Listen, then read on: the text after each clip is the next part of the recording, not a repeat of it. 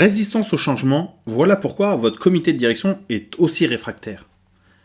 N'êtes-vous pas frustré de rencontrer en permanence des personnes qui résistent au changement? N'avez-vous pas personnellement été résistant à un changement?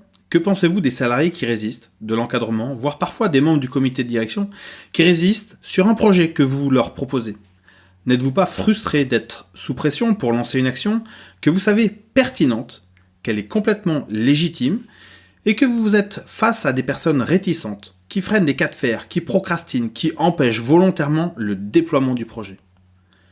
Alors dans ce podcast, je vous propose d'aborder maintenant la résistance au changement selon les groupes d'appartenance.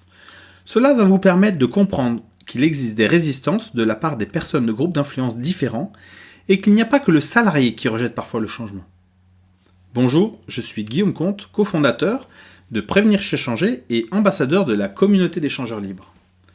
Je vais partager avec vous des secrets que j'ai trouvés dans l'un des 320 livres que j'ai pu lire ces 10 dernières années et qui abordent des sujets comme la stratégie, le marketing, le changement, la santé-sécurité, le développement personnel. Mais pour tirer profit au mieux de ce que je vais vous partager, je vous invite à attraper tout de suite un papier et un crayon. En effet, notre cerveau enregistre toujours mieux les informations que l'on note. Est-ce que vous êtes prêts ?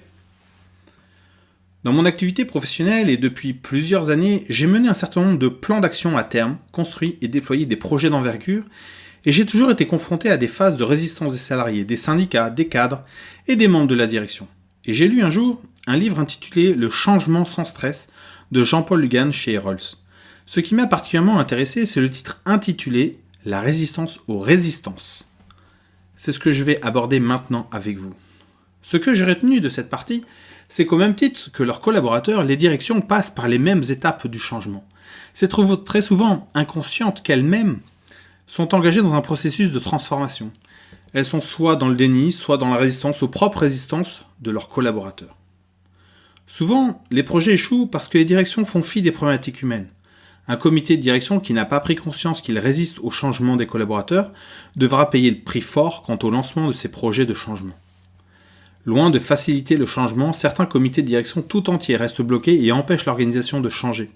Alors que le rôle d'un comité de direction est de conduire les transformations prévues et nécessaires pour s'adapter au marché. C'est aussi le cas lorsque les membres du comité de direction décident de s'opposer au projet et mobilisent leurs équipes dans ce sens.